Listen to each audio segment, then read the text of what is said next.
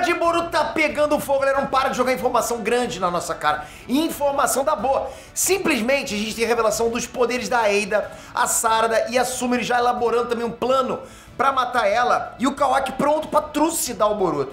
Vem comigo, vamos analisar juntos esse capítulo 76 de Boruto. Tá muito maneiro esse capítulo, vamos lá.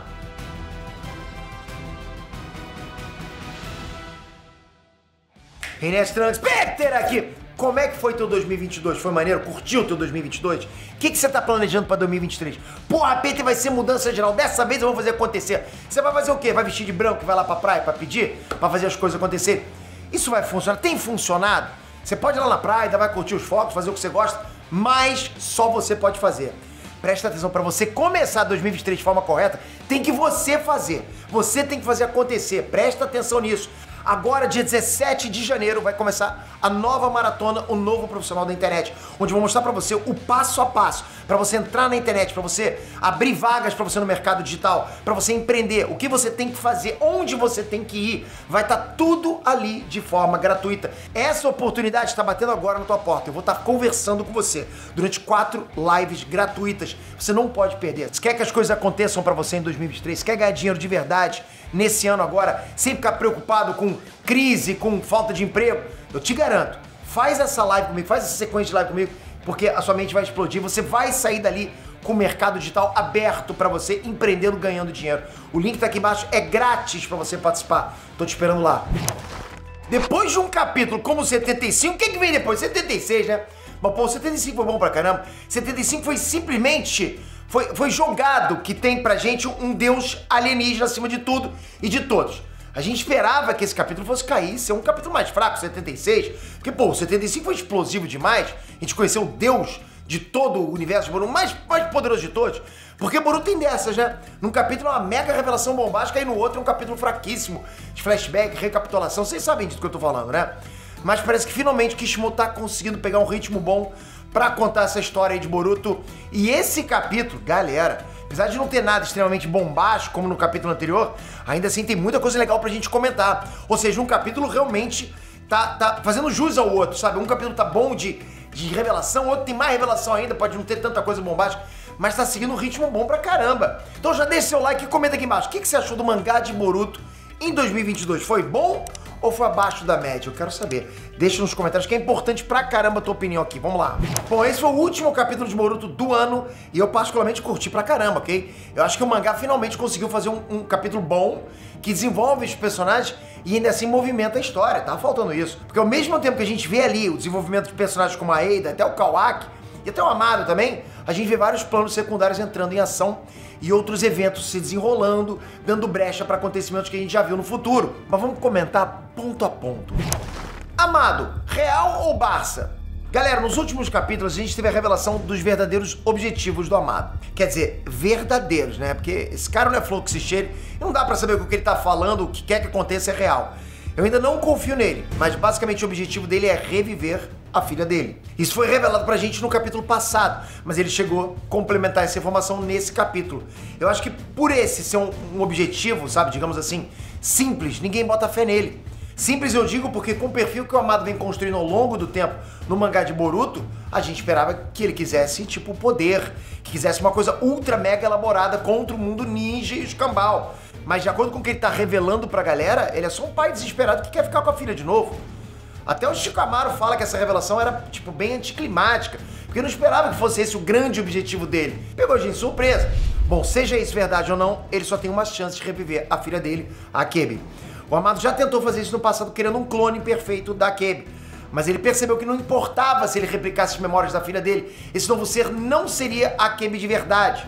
Por isso ele não quer usar os poderes dos deuses, né, no caso o karma do Kawaki, para trazer de volta a Akebi. Pra mim essa tentativa dele não faz muito sentido, porque ele disse que colocou as informações da Akebi no karma do Kawaki e que ele conseguiria reviver ela através disso. Mas de qualquer forma, isso seria diferente de simplesmente fazer uma cópia dela? Ele mesmo disse que não tinha certeza se isso iria funcionar. Sei lá, pra mim isso aí não vai dar em nada e o Amado, tipo, vai continuar frustrado.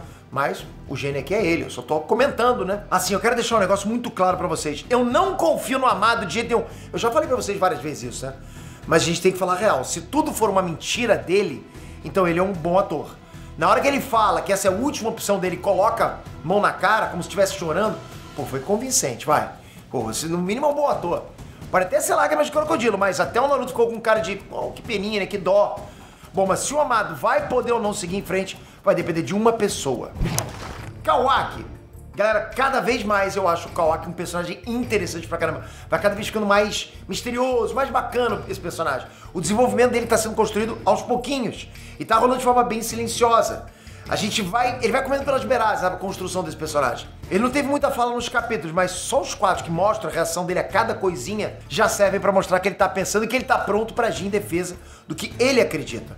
Eu acho que ele é um dos personagens mais maneiros dessa nova geração. E é bacana perceber como é que ele conseguiu ler completamente o acordo que a Ada e o Cold tinham antes de rolar aquela facada nas costas. Na hora que ele sacou tudo. Ele entendeu que o Boruto tava ali como moeda de troca e que o Kawaki, nesse acordo, seria poupado graças à vontade da Ada de ficar com ele. É sempre assim, né? Tipo, tem que ter um protagonista panaca e um amigo do protagonista frio, calculista, inteligente. É clichê dos animes. O que me deixou surpreso foi que o Kawaki realmente parecia estar pensando em ajudar o Amado nesse lance de reviver a filha dele. Sendo que em todos os momentos do mangá, até aqui, o Kawaki sempre mostrou uma apatia muito grande contra o Amado. Tipo, né, ele não gostava do Amado de jeito nenhum, já tentou até matar ele algumas vezes. Porque, né, o Amado foi um dos que ajudou a botar o karma nele. Justamente por causa disso, o Kawaki sofreu pra caramba, então por que ele teria apatia pelo Amado? Mas nesse capítulo a gente descobriu que o ódio do Kawaki é voltado 100% pros outros Otsutsuki. Ele percebeu que não odeia o karma e nem o Amado, ele quer cancelar CPF de ET chifrudo. E ET chifrudo, sem exceção. Momoshiki e Boruto. Desde que Boruto morreu, né, nas mãos do Kawaki aquela vez, o Momoshiki tá com um chifre entre as pernas. De verdade, né? No bom sentido, né? Ou no mal, tanto faz. Ele tá morrendo de medo do Kawaki porque ele sabe que o Kawaki vai mandar ele pro inferno na hora que ele perceber que o Momo ainda tá dentro do Boruto enchendo o saco. Enchendo o saco metaforicamente. Então o Momo tava ali, pianinho, na dele. Mas mesmo assim o Kawaki percebeu ele ali e tá claro que ele, tipo, não vai deixar barato isso. Na visão que o Momo mostrou pro Boruto, parecia que a galera de Konoha tava perseguindo o Kawaki e que o Kawaki tava atacando alguém. Pode ser que essa visão esteja bem perto de acontecer, porque o Kawaki já tá ali, com o dedo coçando pra atacar o Boruto pra matar o Momoshiki. Eu falei Momoshiki, mas é Momoshiki. Será que vai ser isso mesmo que o Kawaki quer? Ou a história vai tomar um rumo imprevisível e o Kawaki, na verdade, vai querer arranjar alguma coisa com o Momo? Bom, como o Kawaki falou ainda agora que ele quer que o Otsutsuki seja hospedado a 7 palmos debaixo da terra, eu duvido que ele queira só trocar uma ideia. E bom, desconsiderando o Kawaki, por enquanto, uma coisa muito interessante é que o Momo aparentemente entendeu como funciona a técnica de fascínio da Ada. No último capítulo, a gente viu que o Momo disse que o Amado tinha mentido quando ele disse lá que o fascínio era uma técnica de Shinjutsu. Agora ele falou que já sacou qual é da técnica. Só que o vagabundo não falou. Tá escondendo o jogo. E dá pra ver como é que o Boruto tá ficando cada vez mais tiltado, né, com esse lance de dividir a consciência com o Momoshiki e ainda ter toda essa treta de um destino terrível. Ainda mais que a questão de dividir a consciência não é igual era como Naruto e Kurama, né? Porque nesse caso aqui, o Boruto e o Momo estão tendo os pensamentos fundidos. Um escuta o que o outro pensa e é uma coisa muito louca ali. Zero privacidade. O Boruto tá tendo um desenvolvimento gradual também, mas dá pra notar que ele tá sofrendo em silêncio. E que toda essa situação não tá sendo nada fácil pra ele, né? Ainda mais agora que ele descobriu que o antigo objetivo em conjunto da Ada e do Cold era usar ele de sacrifício. O Boruto era como uma moedinha de troca ali. Enquanto o Kawaki daria uns amassos na Cyborg gatinha, o Boruto ia virar um papa de Jubi. Sabe, é meio revoltante. Imagina isso, imagina pro garoto ver isso. Mas foi engraçado ver o Boruto querer entender por que a Ada escolheu o Kawaki e não ele pra se apaixonar. Ele levou logo um choque de realidade do Daemon, né, que falou na lata, tu é feio, Boruto. Ada, Sumire e Sarada. Eu acho que o foco principal desse capítulo estava nessas 3. E é interessante ver que a Ada tenta levar uma vida normal, só que isso é tecnicamente impossível por conta dos poderes dela. Porque com o poder do fascínio dela, ela nunca pode ter nenhuma amizade verdadeira. Qualquer amizade dela seria por causa do fascínio. Eu sempre falo pra você, não adianta, a onipotência nunca compra o amor, concorda? Como é que você vai ser onipotente e falar assim, eu quero que você me ame?